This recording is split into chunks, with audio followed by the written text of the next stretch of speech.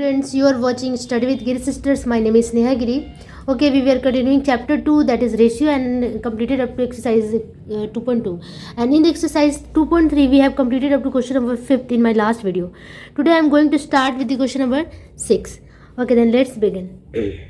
Okay, you know the exercise 2.3 based on the word problems. So all the problems are in word form, wording. तो word problem में दिक्कत क्या आती है, हमें लिखना होता है जो बच्चे नहीं लिख पाते हैं. ठीक है, तो बहुत ईजी है. जो इसमें कंटेंट है आपके पास, जो लिखा हुआ है उसी को आपको लिखना है और थोड़े से तरीके से लिख देना है बस, और कुछ भी नहीं करना है. तो चलो 6 नंबर में पढ़ के बताती हूँ. यहाँ पे हिंदी में लिखा हुआ है, मैं इंग्लिश में आपको ट्रांसलेट करके मैंने रखा हुआ है, मैं वो पढ़ती हूँ. The monthly income of the man is 24,750 rupees. He page house rent rupees 750 and remaining money to spend the house expenses and the education of the children in the ratio 3:1. Then find how much money is spent on the household expenses. Okay, किसी एक आदमी का जो monthly income है वो कितना है, 24,750 rupees.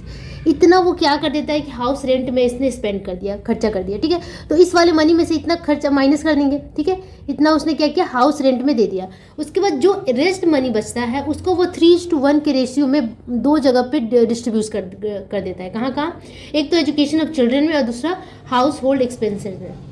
ठीक है, मतलब कि घर के जो खर्चे होते हैं उसमें और बाकी एजुकेशन ऑफ चिल्ड्रन में खर्चा कर देता है. तो इस मनी को जो रेस्ट मनी बचती है उससे हमें 3:1 के रेशियो में डिस्ट्रीब्यूट करना है. और डिस्ट्रीब्यूट कैसे करना है ये मैंने प्रीवियस क्वेश्चंस में आपको बताया है, लेकिन फिर भी अगर आपको दिक्कत आएगी तो ये क्वेश्चन तो बनाना ही होगा. तो चलो इससे बनाते हैं. ओके, तो मैंने यहाँ क्या लिख दिया, monthly income of a man is 24,750 rupees. Okay, and he spend 750 rupees for rent. House rent के लिए उसने कितना स्पेंड कर दिया, कितना खर्चा कर दिया, 750 rupees. And then remaining money, कितना मनी बच जाएगा, जस्ट माइनस कर देना होगा हमें, माइनस 750. ओके, माइनस कर दो इसे तो आ जाएगा कितना, 24,000 मनी इज रिमेनिंग. अब इस मनी को वो क्या करता है, 3:1 के रेशियो में डिस्ट्रीब्यूट करता है. Okay, ratio of household expenses, household मतलब कि घर के खर्चे, household expenses to education of children, education of children equals 3:1. Okay, अब इसका हमें जब भी इस तरीके का होता है तो इसका हम क्या निकालते हैं, sum of ratio equals 3 + 1 that is 4. मतलब कि 4 में 3 पार्ट को क्या करता है, हाउस होल्ड एक्सपेंसेस में खर्चा करता है, और 4 में 1 जो पार्ट है, 4 के 2 पार्ट है, एक क्या तो 3 के पार्ट में बटा हुआ है और एक 1 के, तो ये टोटल हो गया 4. ठीक है, 4. अब इस 4 में जो ये 3 पार्ट है, ये जो 3 पार्ट है वो हाउस होल्ड एक्सपेंसेस में खर्चा करता है, ये जो 1 पार्ट है इसे एजुकेशन में खर्चा करता है. ठीक है, तो इससे हमें डिस्ट्रीब्यूट कर देना है. ठीक है, तो बस इसका हमने क्या लिया, सम ऑफ द रेशियो निकाल लिया. अब इसका जो आपका प्रोपोर्शनल पार्ट होगा वो निकालते हैं हाउस होल्ड एक्सपेंसेस का. ठीक है, देन मनी स्पेंड. अच्छा, यहाँ पे क्वेश्चन सिर्फ पूछा है कि find how many money spend on house hold expenses, मतलब हमें सिर्फ ये निकालना है. ठीक है, देन लिखेंगे कि money spend in house hold expenses equals. देखो हाउस होल्ड के लिए 3 था, 3 कितने में था, टोटल 4 में 3 था. ठीक है, मल्टीप्लाई दी टोटल मनी, रिमेनिंग मनी कितना बच गया है, ये 24,000. बस इसको यहाँ से रिड्यूस कर दो, कट कर दो, 6000. अब इसको मल्टीप्लाई कर देते हैं तो 18,000. ठीक है, तो हाउस होल्ड एक्सपेंसेस में उसने कितना खर्चा किया, 1800 रुपीज़. ठीक है, and this is the answer. इसके आगे कुछ पूछा ही नहीं. अगर पूछता कि एजुकेशन में कितना खर्चा किया तो हम 1/4 मल्टीप्लाई ये करते, बट हमें सिर्फ हाउस होल्ड पूछा है तो हमने इससे इतना का ही आंसर निकाला. ठीक है, okay, then now moving to the next question number 7. Next question पढ़ते हैं, क्वेश्चन नंबर 7. अब देख सकते हैं क्वेश्चन नंबर 7 में, विवेकानंद युवा पुस्तकालय में 1 वर्ष में इतना रुपया सरकारी अनुदान मिला, इतने रुपए का चंदा मिला और पुराने कागज पत्रों को बेचकर इतना रुपया मिला. यदि सब 1 रुपये नई किताब खरीदने, पुरानी किताब और जल्दी बंधवाने वाले एवं पुस्तकालय के कर्मचारियों को वेतन देने का अनुपात इतना खर्चा हुआ, तो हिसाब करके देखना होगा कितने रुपए की नई किताबें खरीदी गई थी. ठीक है, इसे मैं इंग्लिश में बता देती हूँ तो ज़्यादा समझ में आएगा. Okay, in a certain year, Vivekanand Youth Library received a government grant 74,350 rupees and collected the subscription 4,350 rupees. Also got 1,300 by the selling old papers. If the entire money is spent by buying a new books. Okay. अभी यहाँ पे हमें क्या मिलता है कि Vivekananda youth ने कितने गवर्नमेंट से रिसीव किया है 74,000 समथिंग. उसके बाद उसको और कलेक्शन और सब्सक्रिप्शन से कितना मिला है 4,350 रुपीज़. 1,300 उसने पुराने पेपर्स को बेच के निकाला है. तो सारे जो जितने भी पैसे मिले उस सबको हमें ऐड कर देना है. उसके बाद आगे क्वेश्चन में क्या करें, if the entire money is spend by buying new books. अब ये जो जितना मनी मिला हमें, इसे अगर हम न्यू बुक्स को खरीदने में लगाते हैं, for the binding old books and paying salary of employees in the ratio 15:3:2, then now let's calculate how much money new books were bought. ठीक है, तो यहाँ पे क्या दिया हुआ है, न्यू बुक्स, ओल्ड बुक्स और सैलरी ऑफ एम्प्लॉइज़ में इसे हमें डिवाइड कर देना है. ठीक है, जो मनी हमें मिला उसे हमें क्या करना है, न्यू बुक्स को खरीदने में.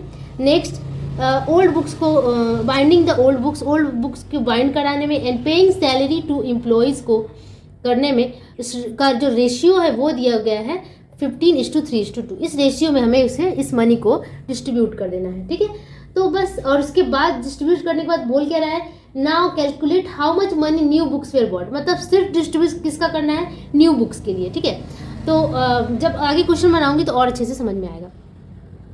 बहुत ज़्यादा बॉर्डिंग नहीं करनी है, टोटल अमाउंट ऑफ मनी निकालेंगे. टोटल मनी, ठीक है, कहाँ से उसे मनी मिला था. पहले तो गवर्नमेंट ने दिया था 74,350 रुपीज़. उसके बाद कोई सब्सक्रिप्शन था, उससे उसे मिला था 4,350 रुपीज़. उसके बाद जो बुक्स को पुराने पेपर्स को बेचे थे उससे इतना पैसा मिला. सबको ऐड कर देते हैं, टोटल मनी अब मिल जाएगा हमें 80,000 rupees. Total money becomes 80,000 rupees. Now this money, इस मनी को उसने 3 भागों में बांटा. कैसे कैसे, पहले उसने क्या किया कि न्यू बुक्स खरीदे. Okay, then new books is to. उसके बाद ओल्ड बुक्स को बाइंड कराना था. Old books is to salary of employees को क्या करना है हमें, क्या किया था, सैलरीज भी पे किया था. तो इसका रेशियो दिया हुआ है, given ratio of new books, old books and salary of employees. The ratio are 15:3:2. मतलब कि जो रेशियो बनता है न्यू बुक्स का सबसे ज़्यादा है, उसके बाद ओल्ड बुक्स का, उसको salary of employees. But question में सबको निकालने के लिए नहीं कहा गया है. क्वेश्चन में कहा गया है कि what is the number of new books were bought. ठीक है, तो हमें क्या लिखना है, ओनली हमें इसका अब क्या करना है, सम ऑफ रेशियो कर देंगे. सम ऑफ रेशियो इक्वल्स 15 + 3 + 2. ठीक है, ऐड करने के बाद आ जाएगा ये 20. ठीक है, अब सम ऑफ रेशियो हमने निकाल लिया. अब हमें ओनली न्यू बुक्स निकालना है. Then the number of new books equals, ठीक है, 15/20 multiply by total money, that is 80,000. बस हमें कितना नंबर ऑफ न्यू बुक्स मिला इतने पैसे में, वो हमें यहाँ से फाइंड हो जाएगा. ठीक है, तो 0 से 0 4,000 60,000 न्यू बुक्स हमें यहाँ से मिला. This is the answer. ठीक है, इस तरीके से आपका बनेगा question number 7. Let's move to the next question number 8. Okay, next question में क्या कह रहा है, 1,050 people have come for the training at the training centre. ठीक है, कोई एक ट्रेनिंग सेंटर है जिसमें टोटल जो लोग आ रहे हैं 1050, इतने पीपल आ रहे हैं.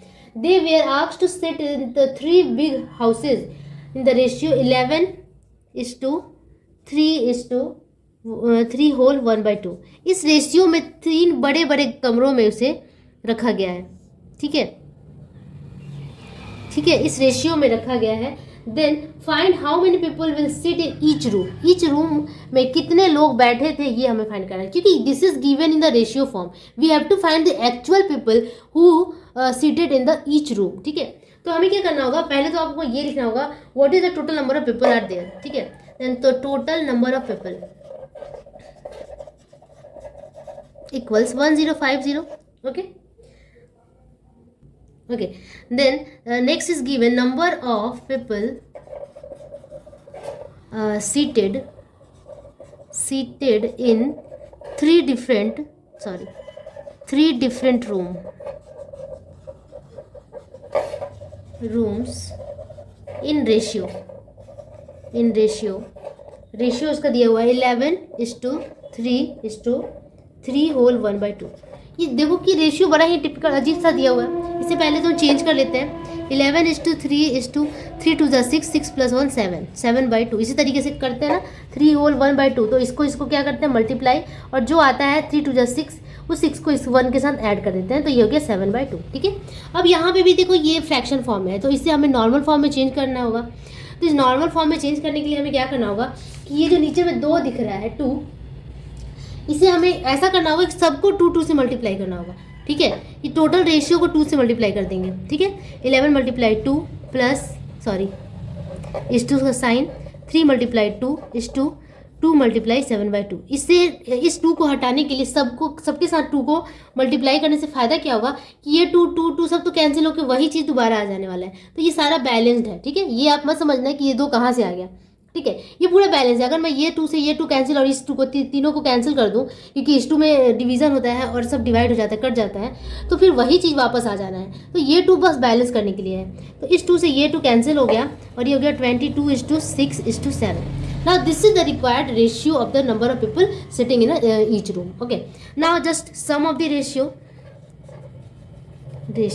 equals 22 + 6 + 7 equals। ओके, अब सम ऑफ द रेशियो में फाइंड करना है, तो सबको क्या करना होगा ऐड करना होगा। After adding we get 35। Okay, now in a first room how we can find in a first room is for 22। Okay, the number of people sitting in first room. Okay, first room के लिए कितना था 22 total number of sum of कितना आ गया 35 multiply the total number of people.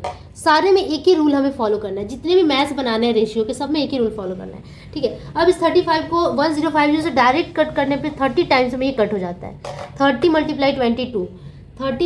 22 we get 660। Then the number of people sitting in the first room is 660, but we have to find the number of people sitting in each room। मतलब सारे room में, हर एक room में कितने लोग बैठे हुए थे ये फाइंड करना है। तो सिर्फ फर्स्ट रूम नहीं निकालना होगा, हमें सेकंड और थर्ड रूम का भी निकालना होगा। Then the number of people sitting in the second room equals, second के लिए क्या है 6 है, तो 6/35 × 1050। जस्ट कटने पे एक ही चीज़ आता है 30 × 6 180। ठीक है, number of people sitting in the third room के लिए क्या है 7/35 × 1050। ओके, कट करो तो सेम चीज़ आएगा 30 × 7 21/0। Okay, then we have easily solved the number of people sitting in each room. Okay, and this is the required answer, 660 180 and 210. This is the answer. Okay, आप यहाँ पे भी आंसर लिख के छोड़ सकते हो, यहाँ पे एक्स्ट्रा लिखने की जरूरत नहीं थी, बट यहाँ दिख नहीं रहा होगा इसलिए मैंने यहाँ पे फिर से लिखा है। ठीक है, तो इस तरीके से हमने क्वेश्चन नंबर 8 को सॉल्व कर लिया। ठीक है, आज इतना तक ही रहने देते हैं, नेक्स्ट वीडियो में आगे के क्वेश्चंस को सॉल्व करेंगे। होप आप लोग को इतना समझ में आया होगा। तो अगर समझ में आया हो तो आप इसको बार बार देखिए, प्रैक्टिस कीजिए, और प्रैक्टिस करने के बाद आप बिल्कुल भी अच्छे हो जाएंगे मैथ में, आपको कोई दिक्कत नहीं आएगी एग्जाम में। ओके, देन आज के लिए इतना ही रहने